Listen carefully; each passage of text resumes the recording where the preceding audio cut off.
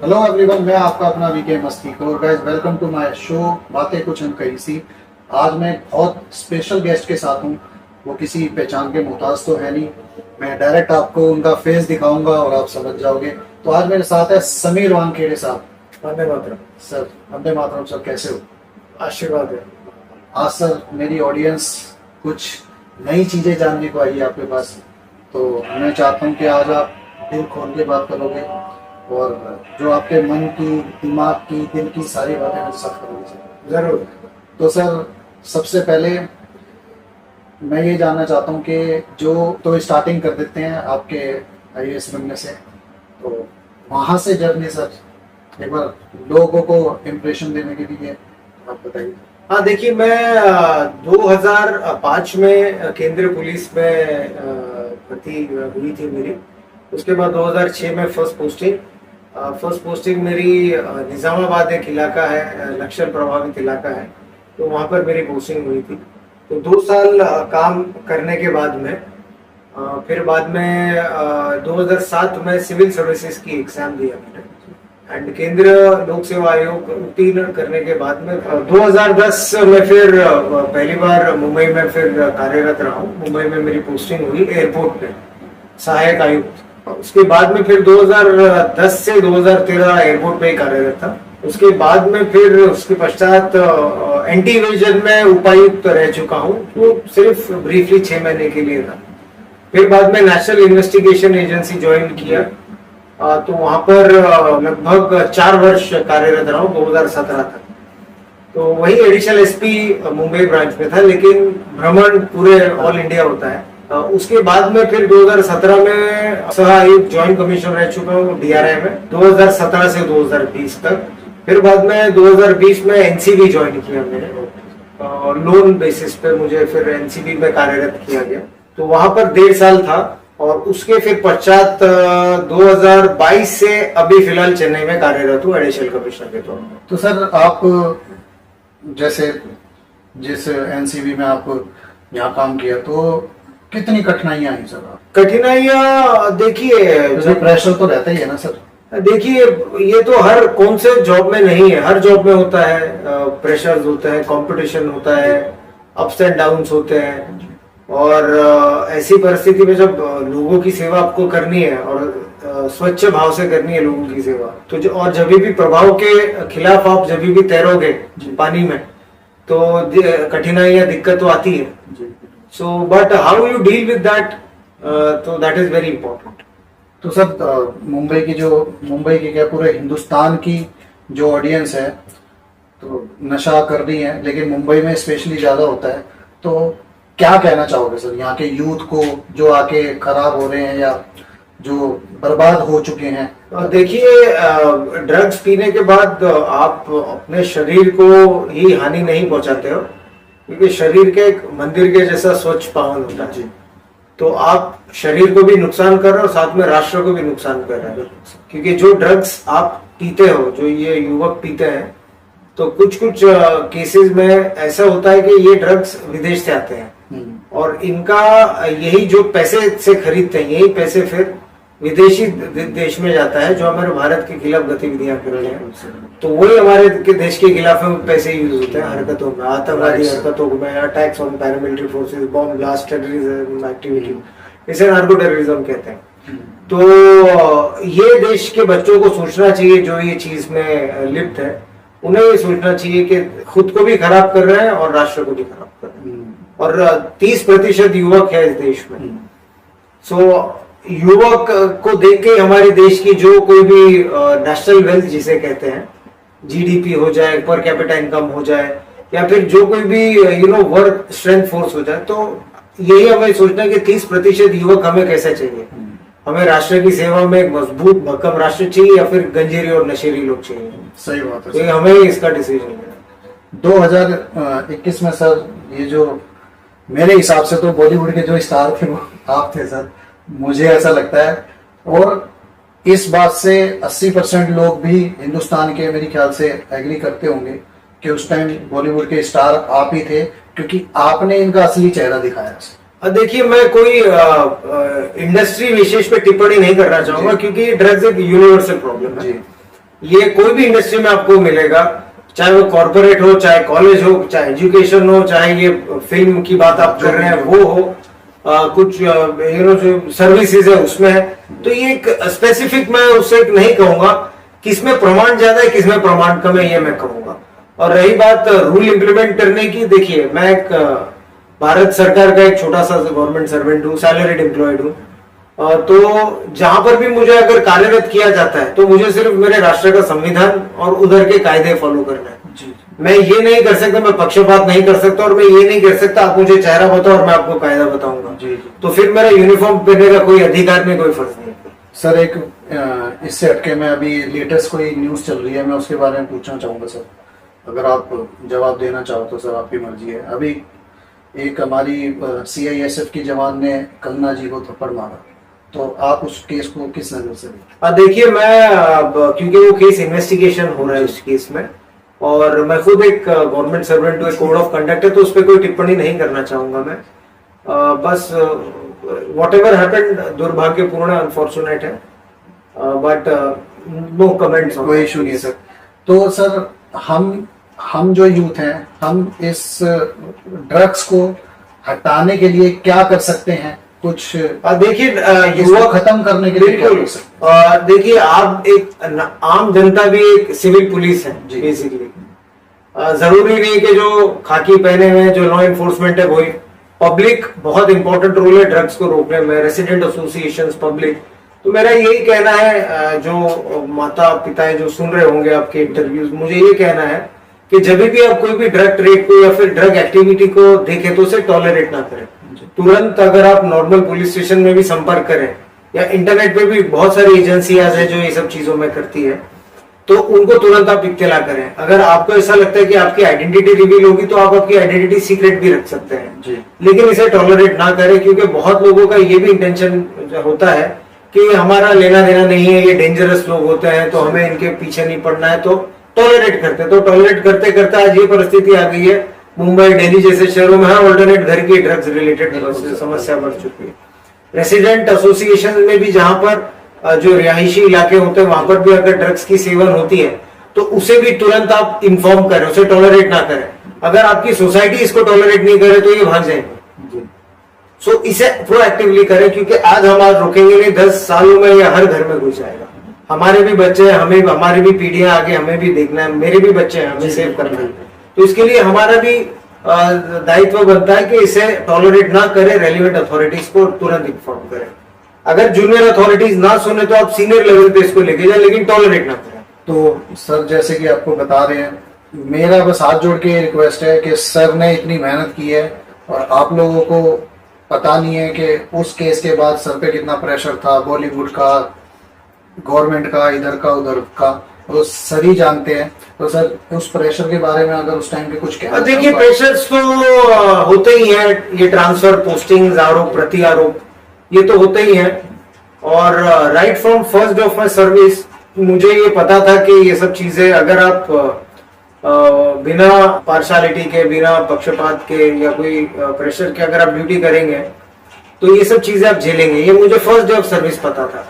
मुझे ये भी पता था कि अच्छा, जो मेरी बैकग्राउंड भी थी, बेसिकली क्या है, मेरे पिताजी बहुत गरीब घर से आते थे, लेकिन मेरी मदर काफी संपन्न परिवार से, वो चौहान खानदान से आती है, जो पृथ्वीराज चौहान जी के वंशज है, तो वो फैमिली से आती है मेरी माता जी। तो उस हिसाब से संपन्न था। तो मेरी माता जी ने मुझे पहले ही कहा था कि तू जब सर्विस ज्वाइन करेगा तो लोग तेरे पर जरूर आरोप लगाएंगे, लोग तेरी जो जीवन शैली है, तेरा जो दिनचर्या है, लोग ये नहीं कहेंगे कि तू एक संपन्न परिवार से आएगा, लोग ये तेरे पर आरोप लगाएंगे तू भ्रष्टाचार के पैसे से सब किया, तो वो सब चीज झेलने के लिए भी तैयार रहना तू। तो लोगों को, और जो कुछ सब नहीं, कुछ जो आपके डिपार्टमेंट में आपके जो साथ में लोग काम करते हैं वो ही आपको पुल डाउन करने की कोशिश करते हैं। डिपार्टमेंट में भी सर आपके ऊपर बहुत प्रेशर रहा, बहुत मतलब डिपार्टमेंट वालों ने भी, बाहर के लोग तो आरोप प्रति आरोप लगा रहे हैं, लेकिन डिपार्टमेंट वाले भी मतलब ऐसा करें, क्योंकि कलीग्स हैं आप। देखिए विकास जी क्या होता है कि अभी तक कुछ लोगों को छोड़ के कुछ जो मैं उनका नाम नहीं लूंगा, बाकी के लोग जितने भी मेरे सीनियर्स थे काफी अच्छे रहे। एंड मेरा भाग्य था कि अच्छे सीनियर मुझे मिले, काफी सपोर्टिंग सीनियर्स मिले। तो मैं बाकी के लोगों, कुछ लोगों के वजह से बाकी के लोगों को कुछ नहीं, वो अच्छा सपोर्ट किए मुझे मेरे करियर में। लेकिन हमेशा हर सर्विस में हर जगह पे कुछ अच्छे होते हैं, कुछ अलग प्रकार के लोग होते हैं। तो लेकिन बाय एंड लार्ज ऑल अच्छे लोगों के साथ काम किया है। जैसा मैंने आपको प्रेशर्स की बात की है, तो उनसे तो लड़ ही रहा हूं मैं, और मुझे अपने भारतीय न्याय प्रणाली पे पूर्ण विश्वास है, अपने संविधान पे पूर्ण विश्वास है। तो जो विकृत कृति के लोग होते हैं उनको जरूर सजा मिलेगी। जी, हमें भी पूरा विश्वास है कि उनको जरूर सजा मिलेगी, क्योंकि हिंदुस्तान की ऑडियंस, हिंदुस्तान का दिल आपके साथ हमेशा है सर। और विकास भाई, एक और चीज मैं कहना चाहूंगा, जैसा आप जैसे अच्छे लोग, जो देशभक्त लोग हैं, मैं ये भी कहना चाहूंगा कि भले मेरे पर कितने भी प्रेशर्स आए, भले कितने भी आरोप लगाए, लेकिन देश की जनता ने अभी भी काफी मान सम्मान और प्रेम किया है। तो मैं आपके माध्यम से उनका बहुत बहुत धन्यवाद देना चाहता हूँ। बहुत प्रेम किया भी है और करते भी रहेंगे सर, और करते भी हैं। और मुझे मतलब अगर हम यहाँ बैठे हैं तो आपसे प्यार करते हैं, और बिल्कुल प्यार से ज्यादा आपकी इज्जत करते हैं। बिल्कुल। मैं एक ये जर्नलिस्ट को हटा के, पॉडकास्टर को हटा के, पर्सनल ये मेरी बिल्कुल फीलिंग है। तो मैं धन्यवाद देना चाहता हूँ आपके माध्यम से। बिल्कुल, हम फैन भी है सर आपके। तो इसके अलावा सर, आप स्पेशली बॉलीवुड को क्या नसीहत देना चाहोगे? कुछ स्पेशल? देखिए, मैं कोई इतना बड़ा इंसान नहीं या व्यक्ति नहीं जो किसी को नसीहत दूं। मैं, जैसा कि मैंने आपसे पहले कहा कि मैं एक सैलरीड एम्प्लॉय, एक छोटा सा गवर्नमेंट सर्वेंट हूं, तो मैं कोई इतना बड़ा किसके नाम पे डायलॉग नहीं कर सकता, या किसी को कुछ अपशब्द ऑफ कोर्स करना भी नहीं चाहूंगा, बोल भी नहीं सकता। लेकिन जो कुछ माध्यम से, जो माध्यम में ताकत होती है पब्लिक तक पहुंचाने की, तो मैं उनसे रिक्वेस्ट करना चाहूंगा कि किन लोगों को आप हीरो मानते हो या किन लोगों को आप बढ़त देते हो। सही। आप चाहे पाब्लो एस्कोबार को हीरो बनाना चाहोगे, या फिर जो सच में हमारे देश के जिन्होंने निशार किया है उनको आप दोगे। मैं एक छोटे से वाक्य आपके साथ शेयर करना चाहूंगा। अभी क्या है कि कुछ लोगों के प्रेम की वजह से मैं चेन्नई में कार्यरत हूँ, कुछ लोगों के प्रेम और आशीर्वाद की वजह से मैं, जब भी मेरी छुट्टियां होती है, सैटरडे संडे गवर्नमेंट की छुट्टियां जब भी होती है, तो मैं मुंबई आ जाता हूँ उस दौरान। और उस दौरान भी, उस 2 दिन में परिवार को समय देने के अलावा मैं नशा मुक्त की लेक्चर्स करता हूँ, और उसके बाद में civil services, UPSC, MPSC, NDA, CDS की लेक्चर्स करता हूँ। तो वही श्रृंखला में एक थोड़े दिन पहले थाने के इलाके, वहां पर मैं लेक्चर देने गया था यूपीएससी एमपीएससी के। तो बच्चे थे 2nd स्टैंडर्ड से लेके 12वीं 12th स्टैंडर्ड के बच्चे थे, तो और उनके कॉलेज प्रिंसिपल, स्कूल टीचर सब थे। पूछते पूछते मैंने एक 2nd स्टैंडर्ड के बच्चे को, एक छोटी सी बच्ची थी मेरी बेटी की उम्र की, तो उसको मैंने पूछा, बेटा आपके हीरो कौन है? तो मैं कुछ एक अलग आंसर एक्सपेक्ट कर रहा था उनसे, ताकि मैं आगे बात करूं उस बारे में।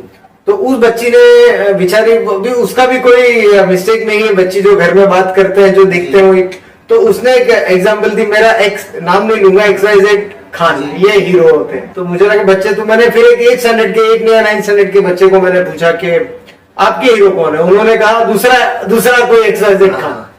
फिर बाद में मैंने 12th स्टैंडर्ड के बच्चे को पूछा, जो बड़ा बच्चा होता है जिसमें सूझ बूझ होती है, उसने कोई तीसरे XYZ खान का नाम लिया।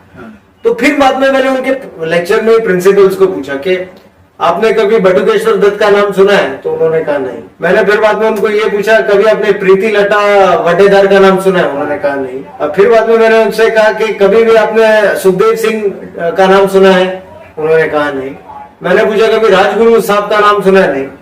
मैंने उनसे कहा कि सच में आपको शर्म आनी चाहिए, ये रियल हीरो, रियल फाइटर थे, ये राष्ट्र के हमारे रियल हीरो है। बिल्कुल। तो आज किन लोगों को आप हीरो मानते हो?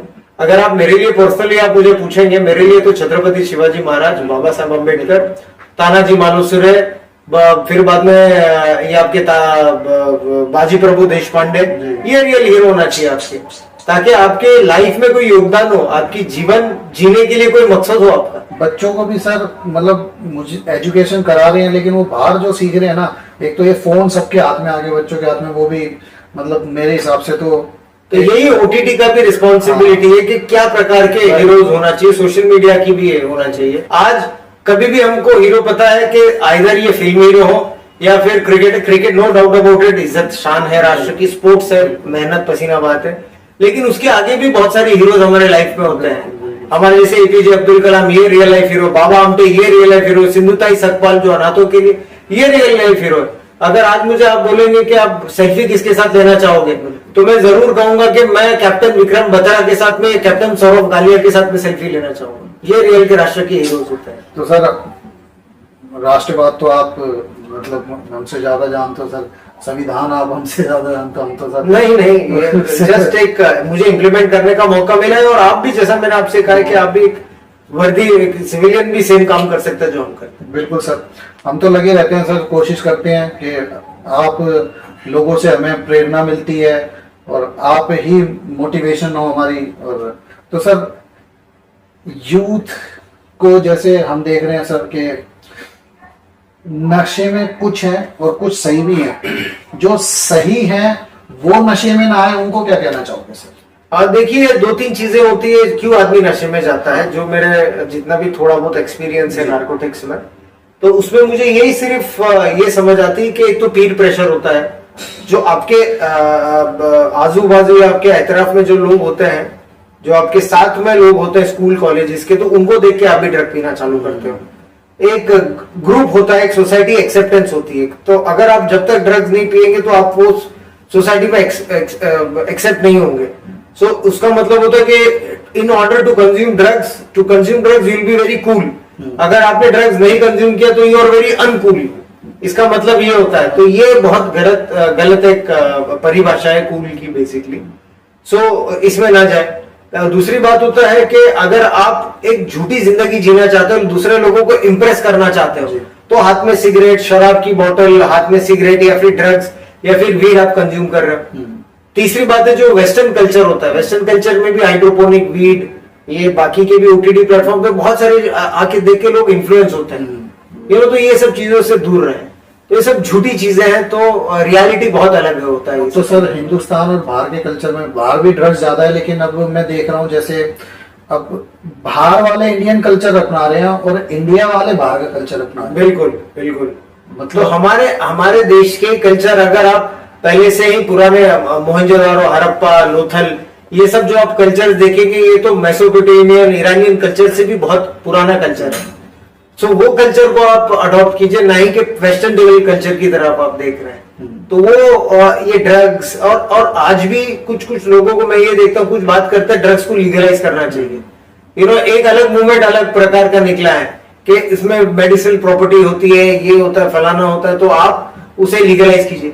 लेकिन आप ये जान लीजिए कि हमारे देश की आबादी कितनी, 140 करोड़ की आबादी हमारी।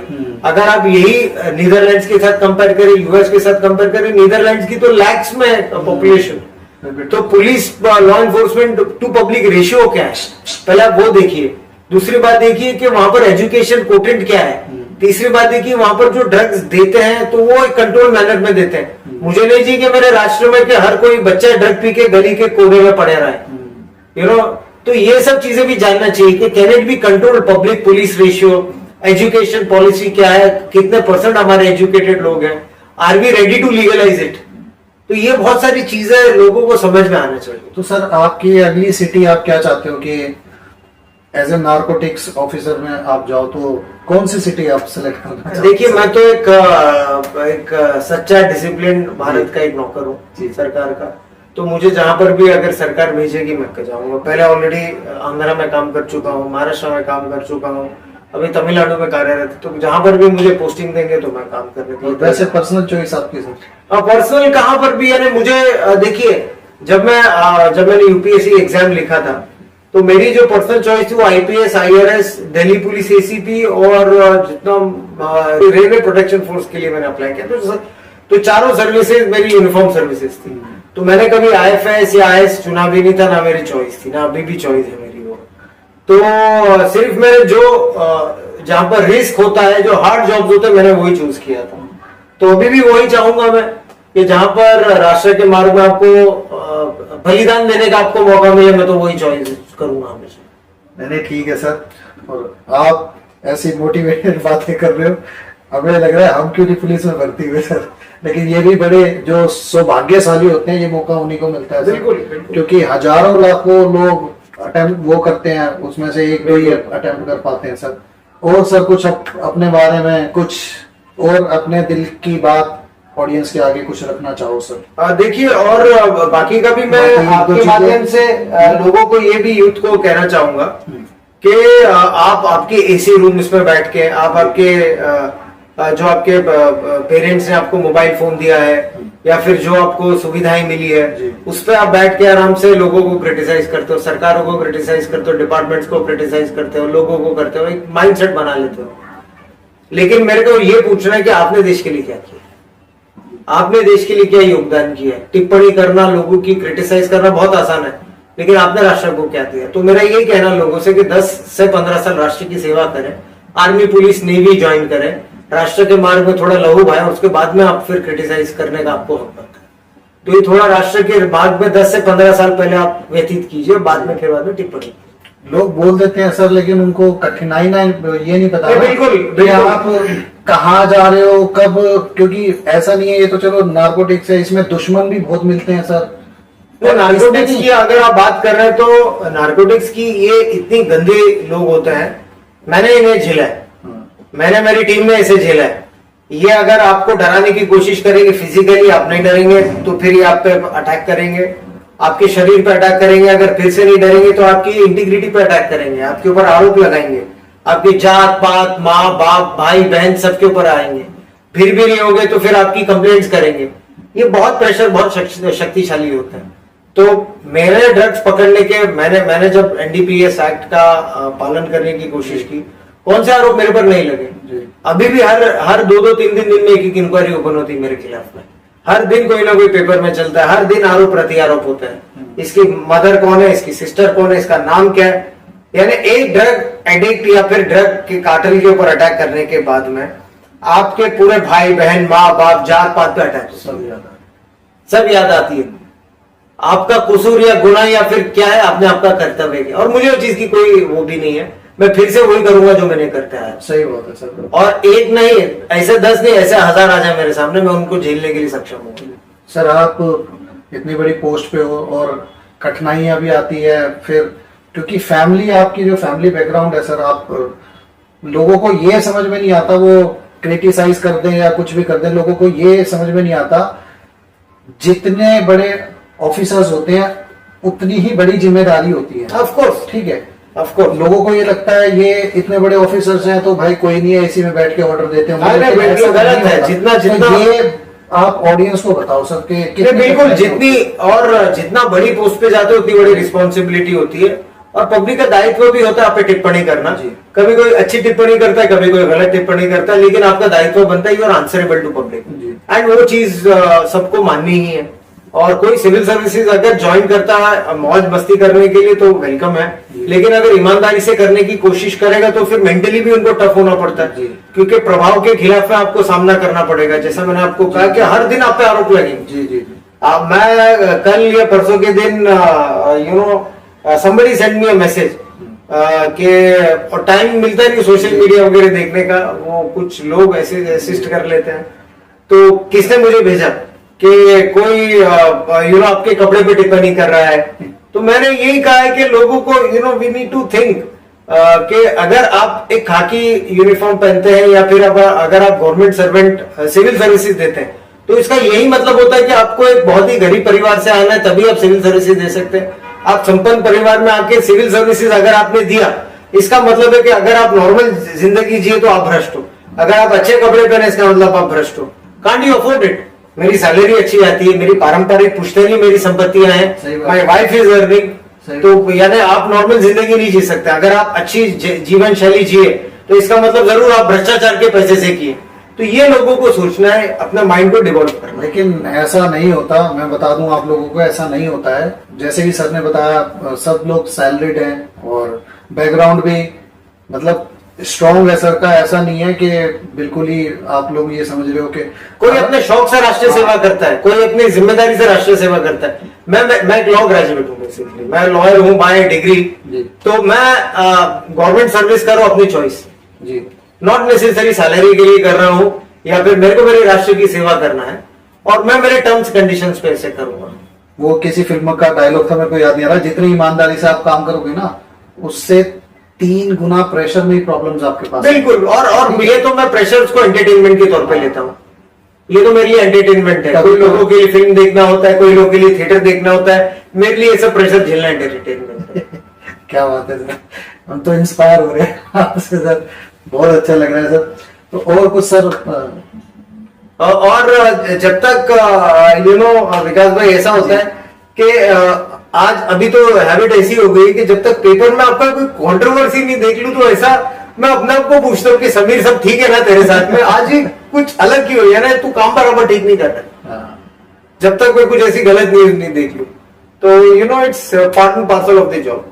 तो यही आपसे देश को संदेश आपके माध्यम से जो युवक है देना है कि जब भी करना है राष्ट्र सेवा करना है, डंके की चोट पे करना है, बिना कोई भय के और बिना किसी डरे। नहीं वो तो आप सर डरते ही हो, हमने तो देख लिया सर। बिल्कुल, और भी करता रहूंगा राष्ट्र की सेवा में, और भी करता रहूंगा लोगों की सेवा, और भी करता रहूंगा।